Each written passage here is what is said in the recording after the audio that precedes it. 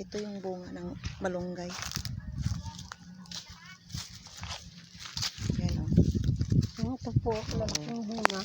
Oh, masarap yan. Ako na matigas na. Ayan o.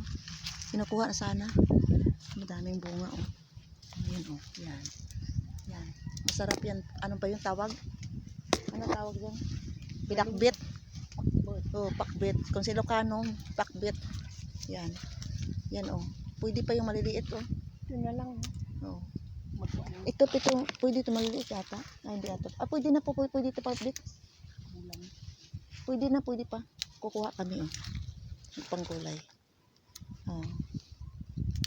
Pinakbit. Masarap to lutuin. Masarap to guys oh. Panggulay.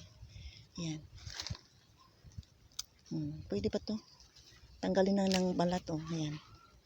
Yan, tanggalin. Oo. Kasi sa amin kasi dito, hindi kinakain yan. Pero sa mga Ilocana, kinakain. Yan. Oh, dandahan na. Dandahan, kumukuha kami ng kwan. Ayan. Ayan. Yan. Oh. Yan. Dandahan. Yan. Panggulay yan eh. Yan po. The best ito sa amin. Oh, yan oh. Ilocana ako.